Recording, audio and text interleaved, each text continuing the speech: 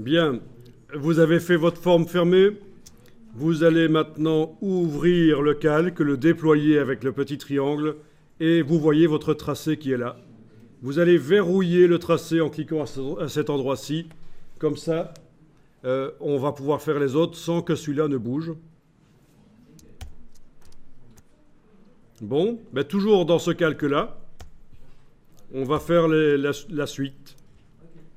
Alors, selon le même principe, vous devez faire tout le tour du personnage.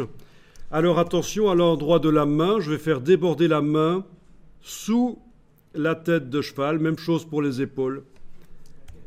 Donc ça va ressembler un peu à ça. Je vais commencer par là, comme ça vous voyez. Voilà, un peu comme ça. Bien.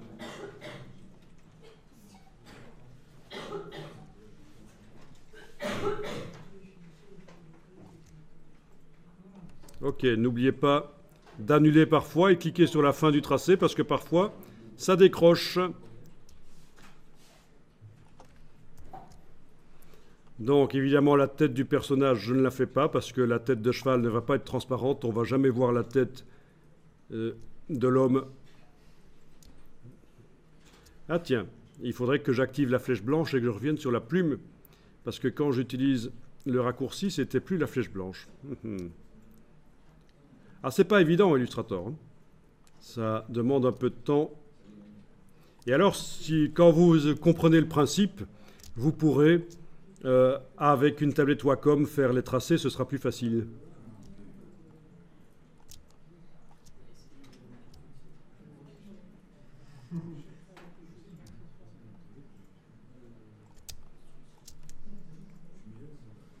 Alors attention à cet endroit-ci. C'est particulier. Je vais suivre, je ne vais pas déborder là. Je vais suivre la forme du chien. Sinon, pour la suite, ça me posera des problèmes. Parce qu'en fait, le personnage là, techniquement, il ne peut pas être à la fois au-dessus du chien avec sa jambe et derrière le chien.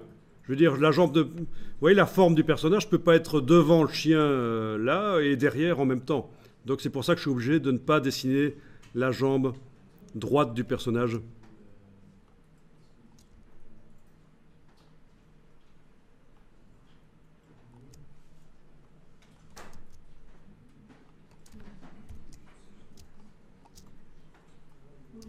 Donc si vous êtes complètement perdu, je vous envoie mon fichier.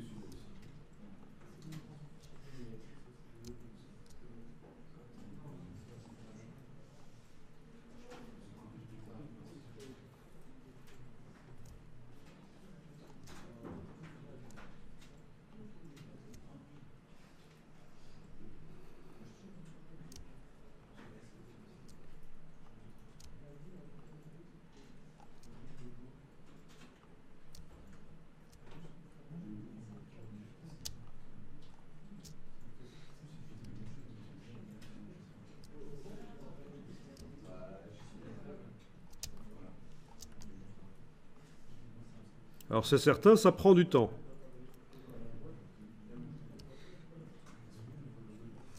Alors ne faites pas la tête de cheval pour l'instant, je vais vous montrer qu'on peut accélérer le travail sur la tête de cheval en utilisant le crayon, partiellement. Voilà, donc je reviens sur le début du tracé et vous aviez déjà compris qu'il y a une petite rondelle qui apparaît pour fermer le tracé. Sinon, sans avoir fermé le tracé, si vous faites CTRL-J sur le clavier, ça joint, ça ferme la forme. CTRL-J, ça correspond à Objet, Tracé, Joindre, Object Path, Join.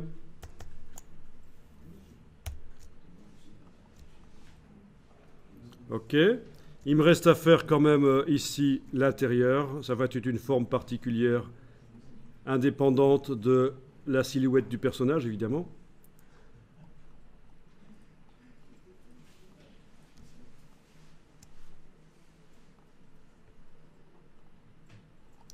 Voilà.